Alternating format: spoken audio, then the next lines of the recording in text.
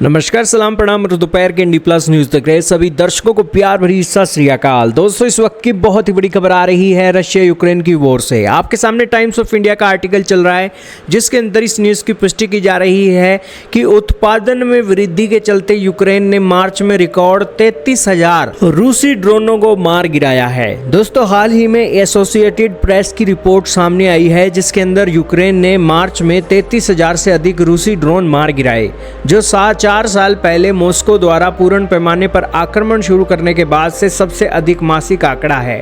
क्योंकि Ukraine interceptor drone का उत्पादन बढ़ा रहा है, जिस कारण से रूस के ड्रोन भी मार कर गिराए जा रहे हैं। यूक्रेन इन दिनों लगभग 1000 इंटरसेप्टर ड्रोन का उत्पादन कर रहा है और उससे दुश्मन ड्रोन को रोकने के लिए उसे आसानी मिल रही है। अक्सर दोस्तों, एक दुश्मन के ड्रोन को रोकने के लिए उन्हें 2 इंटरसेप्टर ड्रोन की आवश्यकता होती है। दोस्तों, यूक्रेन के शीर्ष कमांडर ओलेक्जेंडर सिरेस्की के अनुसार रूस प्रतिदिन औसतन 2 से 250 शाहेद ड्रोन का उत्पादन करता है, जिसकी अधिकतम क्षमता लगभग 350 प्रतिदिन है।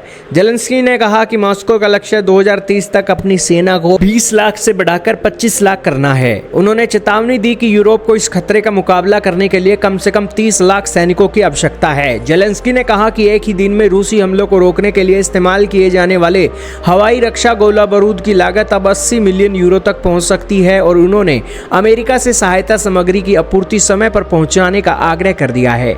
एपी के अनुसार रक्षा मंत्रालय ने मंगलवार को कहा कि फरवरी 2022 के बाद से यूक्रेन की डीप स्ट्राइक क्षमता अब दोगुनी से भी अधिक हो गई है। एक समय था यूक्रेन एक दुश्मन की सीमा रेखा से 630 किलोमीटर तक एक निशाना बना सकता था, लेकिन अब 1750 किलोमीटर दूर स्थित लक्ष्यों को भी वो निशाना बना रहा है।